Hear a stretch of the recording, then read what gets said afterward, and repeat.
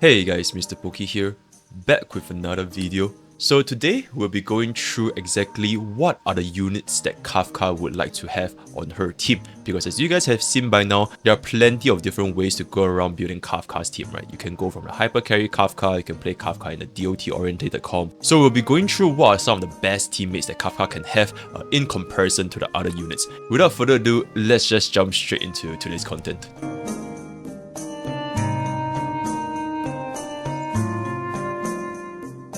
With regards to the disclaimers, we will be going through some of the best units to be used with Attack Kafka, namely which DOT and which support can bring out her best capabilities. So like I said, this is only for Attack Kafka, and some occasions I will mention Crit Ka, but for the most part, Attack Kafka is going to be our main priority. Why do I dedicate this guide to Attack Kafka? Kindly check out my previous CN unit analysis video. To repeat what I've said in her unit analysis previously, viable, it is not the same as optimal, right? So this is going to be a very important part, because as you guys have known by now, Honkai Star Rail's difficulty is really not that high, be it Simulated Universe or be it clearing 30 out of 30 for MOC. But what is viable is definitely different from what is optimal. For example, Timaya's released an excellent video where an E6 Kafka is literally using no gears and she still managed to do a 0-turn clear for MOC 10. Even though she's E6 S5, this just kind of goes to show if the game's design is in a point where you can literally clear a content without using gears, then the viability of all the different build paths, all the different team compositions is really not that restricted at the current moment. In the future, when we face more difficult contents, be it more MOC stages or just increasing the difficulty of the enemies themselves, then there will be a higher focus on optimal team compositions or optimal builds. But for now, there are a lot of viable builds, and I feel that it is my responsibility as a content creator to provide my viewers the most optimal comps, while at the same time still showing you guys what are viable. And one last thing before we follow through with this content is that I will not be going through any of the sustain units, right? Any abundance or preservation units. This content will solely focus on damage output, with the assumption that each team can survive with their respective abundance of preservation, right? Because Bailu, Japard, Natasha, Luocha, all these kind of units, as long as they can make sure that Kafka can survive, then they would have done their job. They don't really contribute much to the total DPS output. So with that, let's get into the viable units first.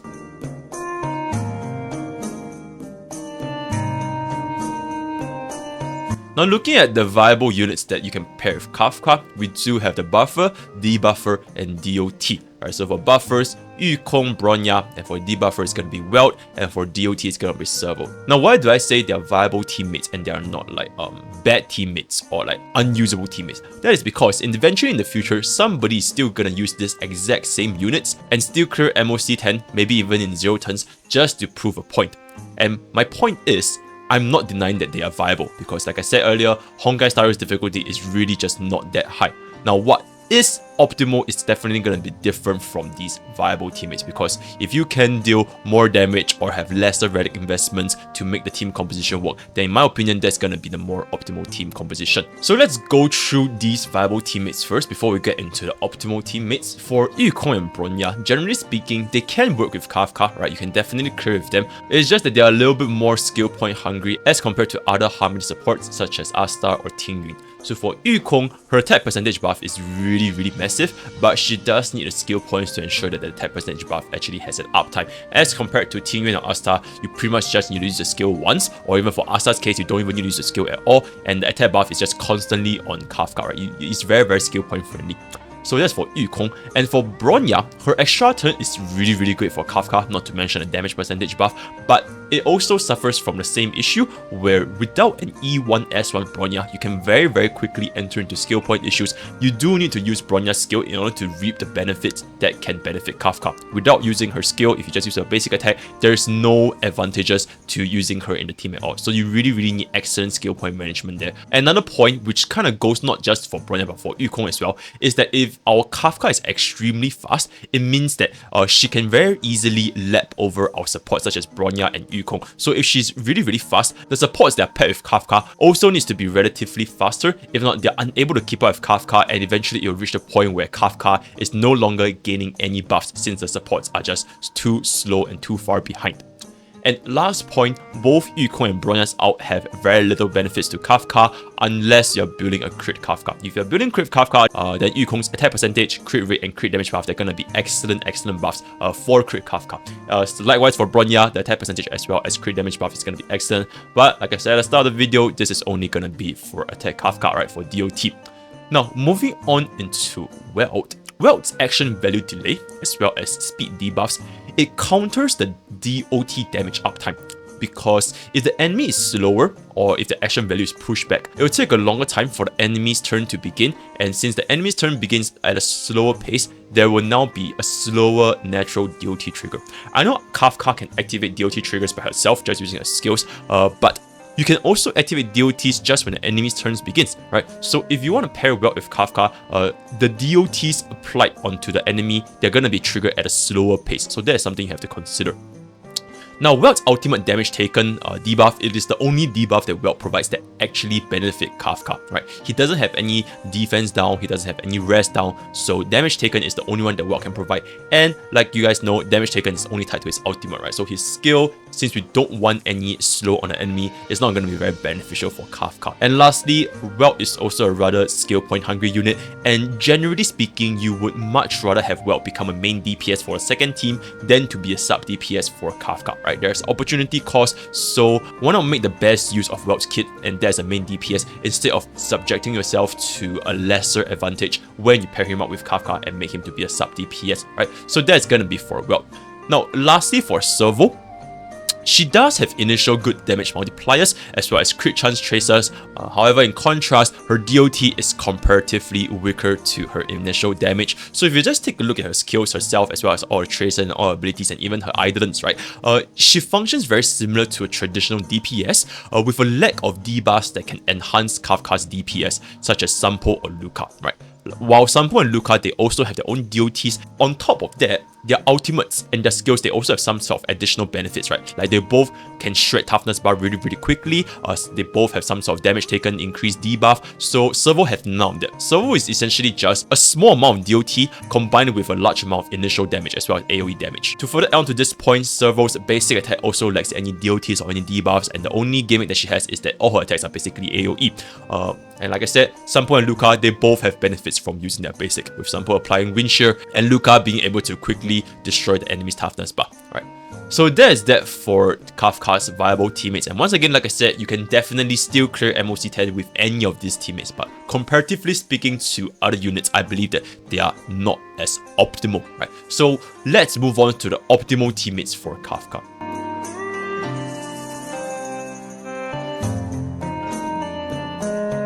Now looking at our optimal teammates, I've narrowed down to basically 6 as of the current version 1.2. So for buffers, we do have Asta and Tingyun. For debuffers, we have Zero Wolf and Pella. And lastly, for DOTs, we do have Sampo and Luca. So let's go over them one by one. Now for Tingyun, her attack percentage buff, it triggers once per 3 Kafka actions. So she's a really skill point efficient unit unless your Tingyun is extremely slow. If a Tingyun is extremely slow, means that the Kafka is gonna use up the attack buff very quickly. And this should not be the case in the first place. So Tingyun should definitely be as fast as possible. If you guys need help on how to build Tingyun, kindly check out my CN unit analysis for Tingyun. Next, Tingyun is also the only energy battery where she can greatly increase Kafka's ultimate frequency on top of providing a damage percentage buff, which is a very valuable asset since Kafka is already stacking a ton of attack percentage herself, so she could use the damage percentage buff a lot more than attack percentage. Tingyun also uses a basic attack very frequently, because once you have cast Tingyun's skill onto Kafka, the remaining turns Tingyun can just freely auto-attack, right? So once Tingyun auto-attacks, this can help ensure that Kafka's talent can be triggered.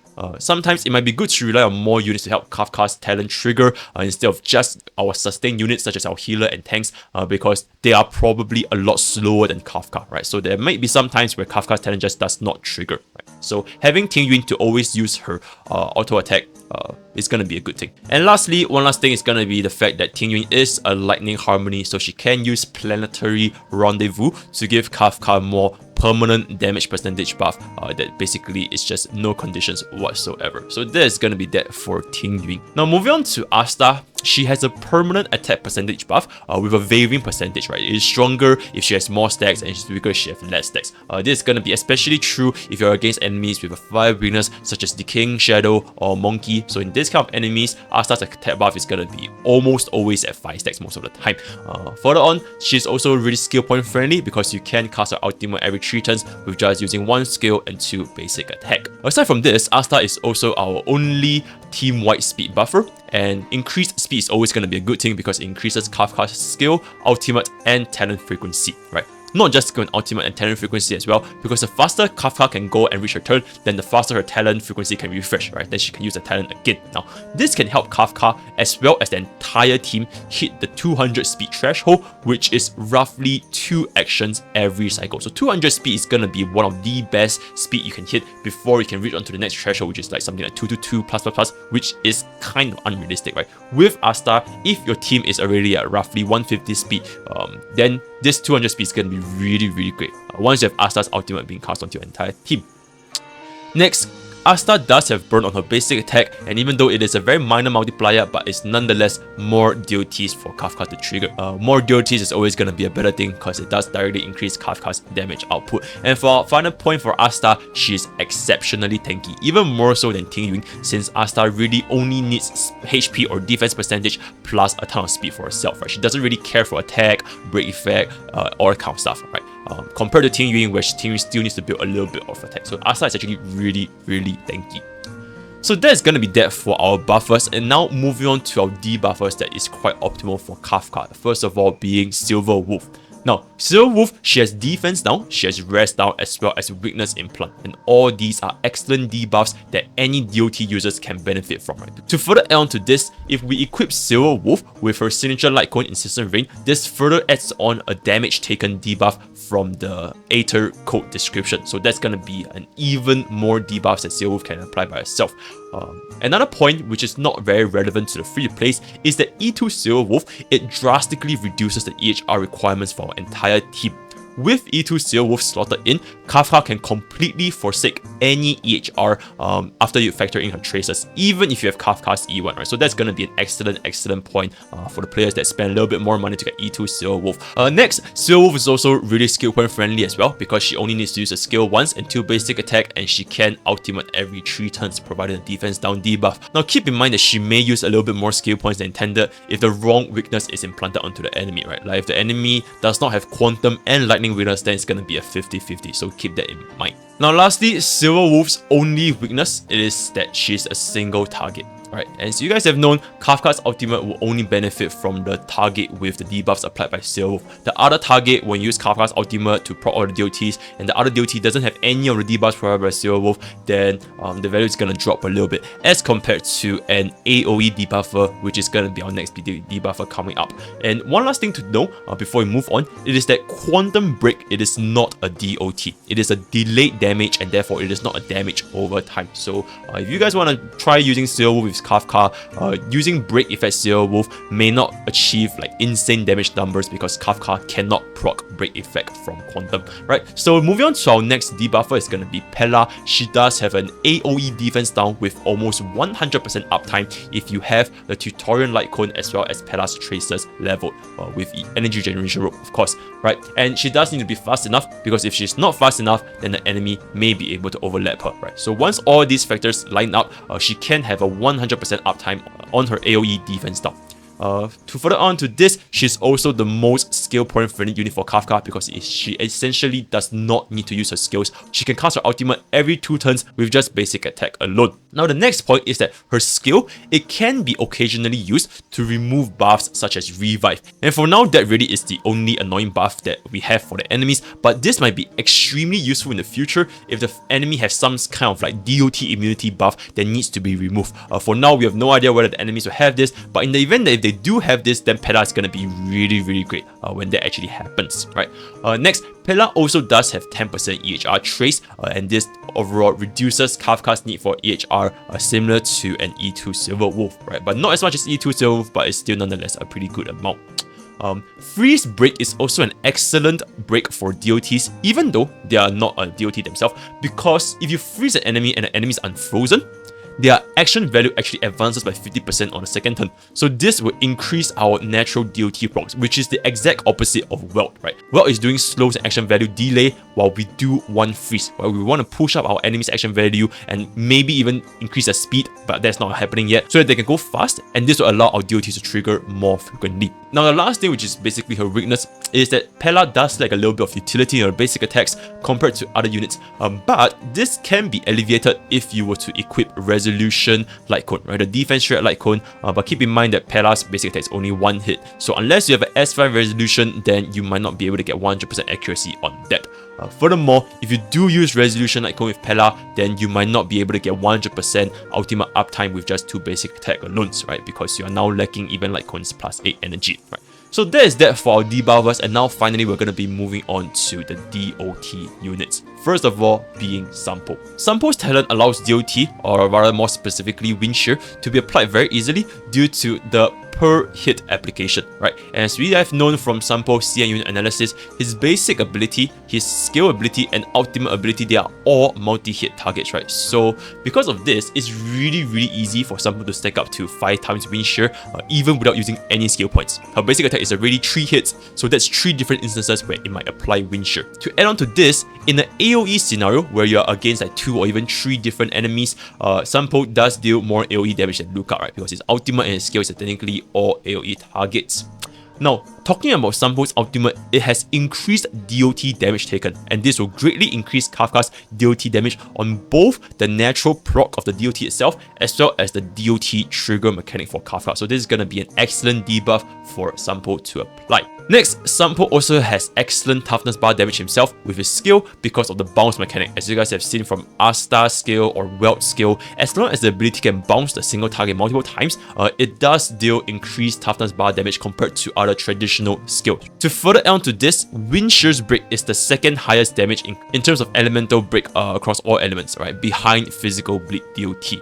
And one last point might not be relevant for the free to plays, but Sampo's E4, it is a tremendous damage increase, right? What it essentially does is basically a mini Kafka, triggering for every single time his skill hits something, but only restricted to Wind Shear. If you guys want to find out more about this ability, kindly check out the CN unit analysis. Now, moving on to the last unit, and that is going to be Luca.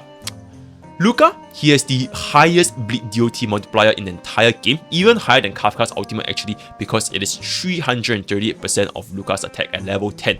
He also deals way more single target damage than Sampo because his ultimate and his skills, they are all focused on single target, so keep that into consideration. Talking about his ultimate has increased damage taken. It is more universal than Sampo's DOT damage taken, right? Because Sampo's ultimate, it only affects DOT, while Luca's ultimate affects every single source of damage, right? So not only Kafka can benefit this, maybe in the future if you want to use him for other team comps like maybe Sile or even Well or any other super carries, Luca is going to be a lot more flexible there. But keep in mind that the percentage multiplier is 10% lower than Sampo's DOT damage taken. Next, similar to Sampo, he also has excellent toughness bar damage because his enhanced attack paired with his A6 trace, it does a lot of different hits, so it shreds toughness bars like no tomorrow. And there's no chance of missing because unlike Sampo's skill, it might potentially bounce to the other minions and all that kind of stuff, so it might actually not land onto the boss itself entirely. But for Luca, if you only want to aim that boss specifically and reduce his toughness bar as soon as possible, then he's going to be an excellent toughness bar breaker. And last point, which is similar to Sampo as well, his E6 is also a tremendous DPS increase, which pretty much functions very similar to Sampo's E4, but instead for bleed.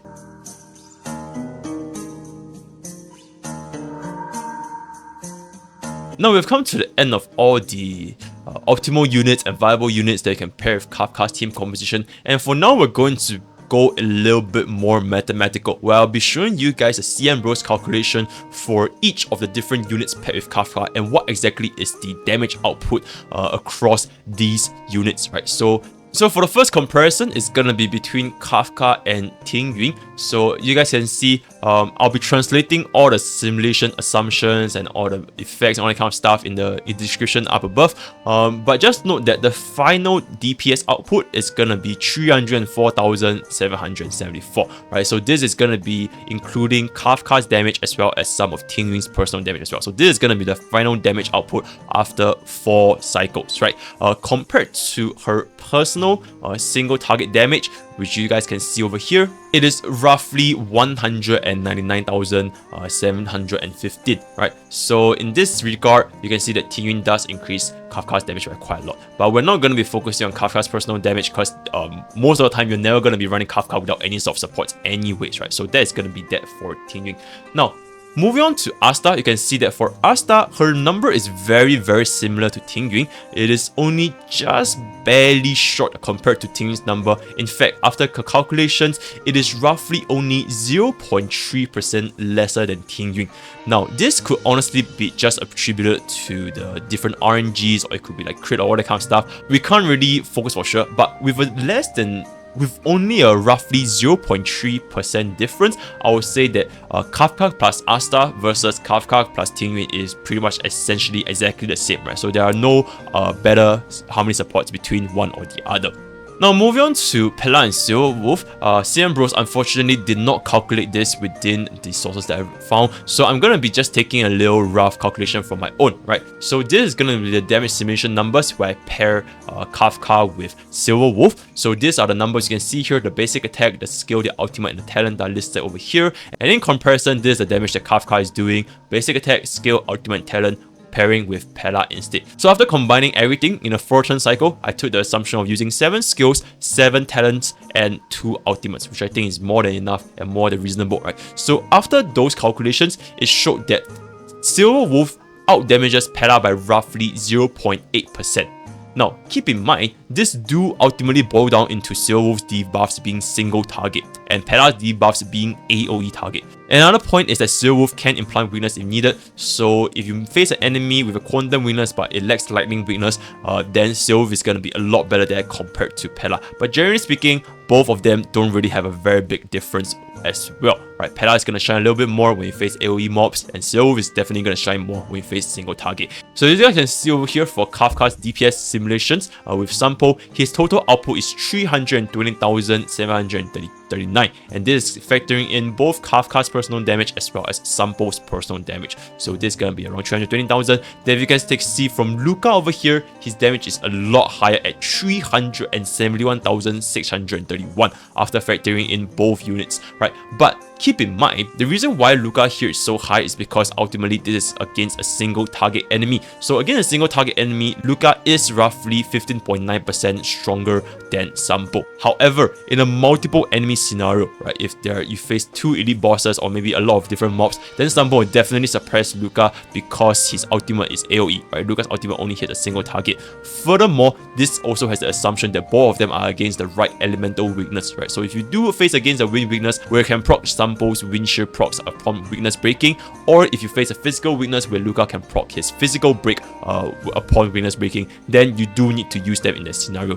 Try not to use them in off-elemental situations.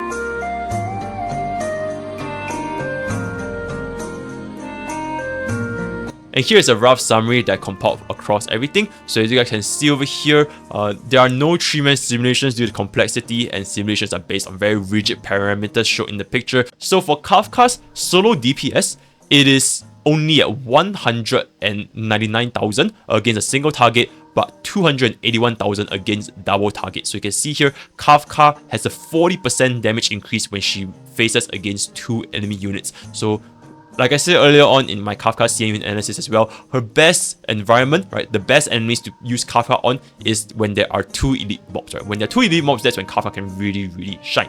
Now moving on to Kafka and Ting Yun, like I said, it is only a 0.3% difference, very negligible. And for Kafka's Pella and Silver Wolf, it is also a 0.8% difference, but this will ultimately boil down into Silver Wolf's debuffs being single target and Pella's debuffs being AoE, right? And if you need Silver Wolf to implant the weakness, then you can go ahead and use Silver Wolf. Lastly, Kafka Sampo and Kafka Luca, it is 15.9% stronger for Luca, but note that this is against a single target. So against multiple enemy scenarios, Sampo will surpass Luca, and you do need to use them for the right element.